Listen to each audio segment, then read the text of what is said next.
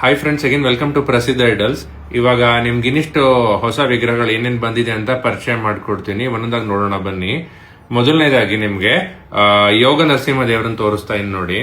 ಪಂಚದಲ್ಲಿ ಮಾಡಿರುವಂತದ್ದು ಈ ತರ ಬರುತ್ತೆ. ಸುಮಾರು 4 ರಿಂದ 5 ಇಂಚ್ ಅಷ್ಟು ದೊಡ್ಡದು, ತುಂಬಾ ಸುಂದರವಾಗಿದೆ. ವರ್ಧಹಸ್ತ ಇರೋದ್ರಿಂದ ಇದು ಇನ್ನೊಂದು ವಿಶೇಷ. ಚಿನ್ಮುದ್ರ ವರ್ಧಹಸ್ತ ಇದೆ, ಶಂಕುಚಕ್ರ ಸಮೇತ ಆದಿಶೇಷ ಒಳಗಡೆ ಕೂತಿರುವಂತಹ ಯೋಗ ನರಸಿಂಹ ದೇವರು. ಹಾಗೆ ಮೋಹಿನಿ ವಿಗ್ರಹ ನಿಮ್ಗೆ ತೋರಿಸಿದ್ದು ಒಂದು ವೇರಿಯೇಷನ್. ಇವತ್ತು ಇನ್ನೊಂದು ವೇರಿಯೇಷನ್ ಅಲ್ಲಿ ಮೋಹಿನಿ ವಿಗ್ರಹ ಯಾವ ತರ ಇರುತ್ತೆ ಅಂತ ತೋರಿಸ್ತೀನಿ ನೋಡಿ.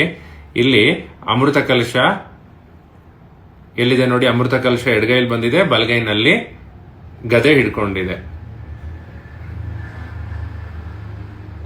ಸೊ ಇದು ಮೋಹಿನಿ ವಿಗ್ರಹ. ಮತ್ತೆ ಕ್ಯಾಡ್ ಮಾಡೆಲ್ ಮಾಡಿರುವಂತಹ ಒಂದಿಷ್ಟು ಲಕ್ಷ್ಮಿ ವಿಗ್ರಹ ತೋರಿಸ್ತೀನಿ ನೋಡಿ. ಈ ತರ ಬರುತ್ತೆ.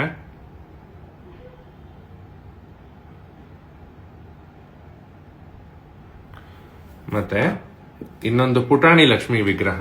ಇದು ಓಲ್ಡ್ ಪ್ಯಾಟ್ರನ್, ಇವಾಗ ತಿರ್ಗಾ ರೀಸ್ಟಾಕಿಂಗ್ ಮಾಡಿದೀವಿ ಕಸ್ಟಮರ್ಸ್ ಎಂಕ್ವೈರಿ ಇರೋದ್ರಿಂದ. ಮತ್ತೆ ಒಂದು ಸುಂದರವಾಗಿರುವಂತಹ ಗೌರಿ ವಿಗ್ರಹ ಅಥವಾ ಗೌರಮ್ಮ ಅಂತ ಏನ್ ಕರೀತಾರೆ ಅದು. ತುಂಬಾ ಲಕ್ಷಣವಾಗಿದೆ. ಮೂಗ್ಬಟ್ಟಾಗ್ಲಿ, ಕಿವಿ ಓಲೆಗಳಾಗ್ಲಿ, ಕತ್ತಲಿರುವಂತಹ ಸರಗಳಾಗ್ಲಿ ಎಲ್ಲ ನಿಮ್ಗೆ ಕಾಣುತ್ತೆ. ಇದು ಸುಮಾರು 2 ಇಂಚ್ಗಿಂತ ಕಡಿಮೆ ಇದೆ, ಅದರಲ್ಲಿ ಇಷ್ಟೆಲ್ಲ ಕೆಲಸಗಳಿದೆ.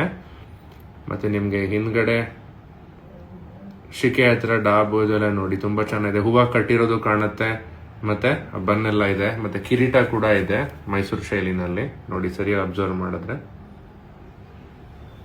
ಸೊ ಇದಿದೆ. ಮತ್ತೆ ಇದು ನಿಮ್ಗೆಲ್ಲರಿಗೂ ಗೊತ್ತಿರಬೇಕು ಈ ತರ ವಿಗ್ರಹ. ಇದು ಯಾವ ದೇವರಪ್ಪ ಅಂತ ಯೋಚನೆ ಮಾಡ್ತಿರ್ತೀರಾ ನೀವು.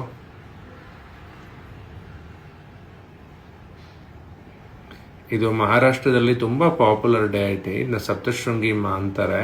ನಾನು ಪರ್ಸನಲ್ ಆಗಿ ವಿಸಿಟ್ ಮಾಡಿದೀನಿ. ತುಂಬಾ ಪವರ್ಫುಲ್ ಪ್ಲೇಸ್ ಇದು. ಗುಡ್ಡದ ಮೇಲ್ಗಡೆ ಇದೆ, ಟ್ರಾಲಿಲಿ ಹೋಗ್ಬೇಕು.